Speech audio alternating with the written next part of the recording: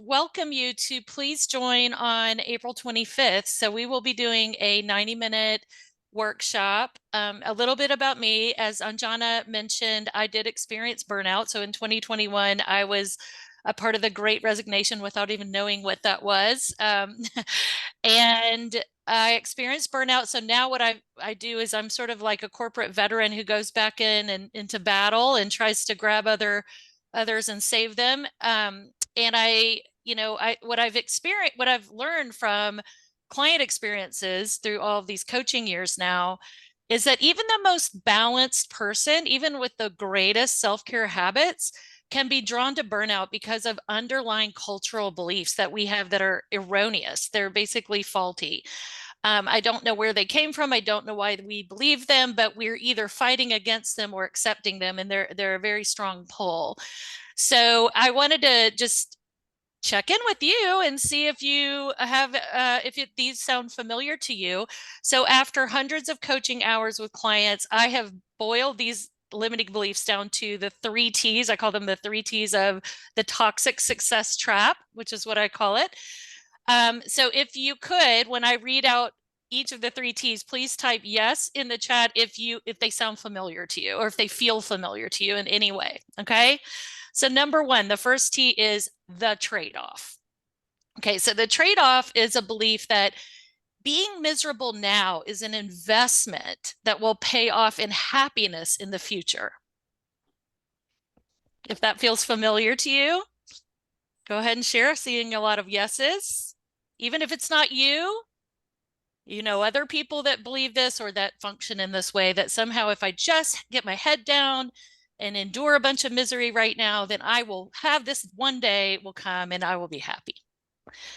All right, so we know that that is a limiting belief. That is not true. If we are buried in misery day after day, guess what happens? We neurologically learn to be miserable.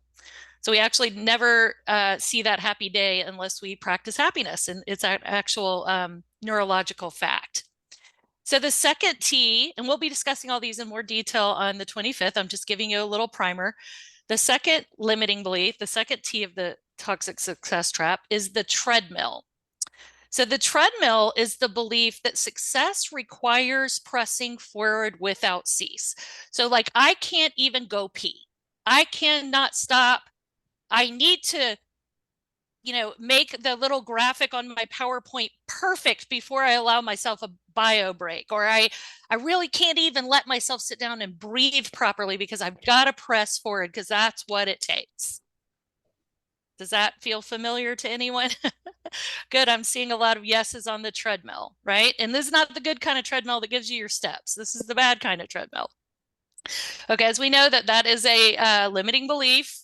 Actually rest has been proven to make us more successful than that hustle pressing through mentality. So when we press past our natural limit, or we add a lot of cortisol to our blood because we're so stressed and we're trying to press forward, we think we're doing the right thing, but we're actually toxifying ourselves, and it's actually makes us sick, to be quite honest, and it's very sad, but it's a cultural belief.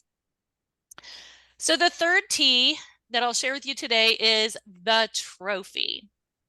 So the trophy is the belief that by ticking all the boxes, we're somehow earning rest, we're earning happiness, and we're earning that ultimate good enough status. Does that feel familiar with anyone? That there's somehow this trophy waiting for us, that somehow there's this pat on our back that's gonna come if we just keep ticking all of society's boxes and just get it all done and be great in every area of our lives. All right, seeing lots and lots of yeses, some capital letters. Love it, ladies. Yep. I've felt the capital letters many times and the multiple S's. So that is obviously a limiting belief. The truth is there is no one waiting at the end of our life with a trophy for having done it their way. This person is not waiting at the end of our lives. There is no finish line that we cross and everybody claps. So I invite you now to consider coming to the workshop, because what I've found is that by challenging those cultural beliefs together, we not only can go inward, redefine success for ourselves in healthy ways that really define success, that aren't these crazy ideas, right? That where did they come from and that we believe. And then we can not only help ourselves, but we might be able to change society. We might be able to actually impact the culture.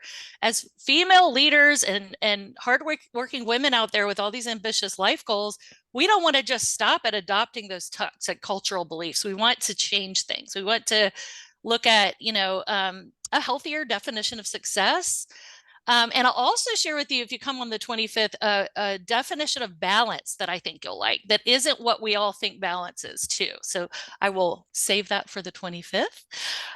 So if you join us at the workshop, we will be doing a little bit of inner work. So we'll be doing some inward reflection, and then we'll be breaking out into small groups and discussing some of the things that we've uncovered through our, they're pretty quick. It's sort of like speed dating with yourself. But we will come out with maybe at least a starter kit of, redefining success for ourselves, and something you can keep considering beyond the workshop. And there will be a giveaway. So for all who attend, someone will receive a autographed copy of my book, Inward to Upward.